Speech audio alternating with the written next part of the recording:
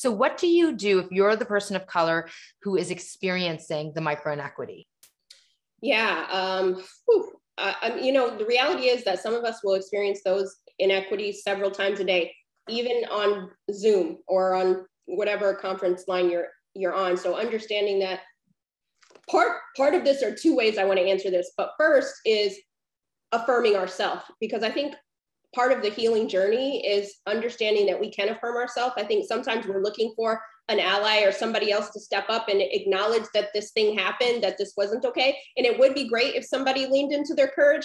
But what I realized was I don't need someone else to confirm or affirm that this happened to me. Like I can affirm myself, right? So part of it is me calling it a problem for myself. Doesn't mean I've done it out loud yet. So first I pause, then I acknowledge that this was an inequity that should have not happened to me, right? The next thing I'm going to do, I'm going to document it, because whether I say it right now or I go to HR later or I do it never, I have it written down at 2:45. I had this experience, blah, blah, blah, blah, blah. It's there for me. So I can go back and to remind myself, I'm not creating these stories in my head. These are things that are happening in real time. The next part of that is redistribute that energy. I know for me, when I was going through a lot of inequities in the workplace, I would marinate on those. I would ruminate on what Chad said all day, right?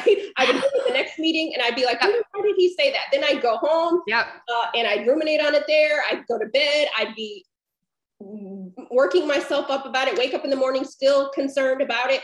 And I realized that that's not good for my health, right? Because Chad has moved on. We're looking at cat pictures, YouTube, whatever. Chad didn't even notice. Chad did not notice. No, he didn't care, nor did he care. So I need to redistribute that energy for me. This is for me. And then lastly, affirm myself that I didn't do anything wrong, and I think part of that, we don't realize our agency and our power. So part of that is redefining what that looks like. But then I think the other part, and I hope everyone will get right within, is I talk about the racial mosaic framework is you can decide if you want to do it now, later, or never. You have choices, you have options, right? And again, say what you mean without saying it mean. The last thing I'll say, I know we're cramming a lot into a short period of time, is that I used to think that I didn't have the agency to give myself permission to address certain things. And I would be at home. So if somebody, for example, was always touching my hair at work or commenting on my hair, I would get upset about that. But I was not using my voice to articulate that to them. And so part of that, I realized that, you know what, I need to let people know what good looks like to Minda.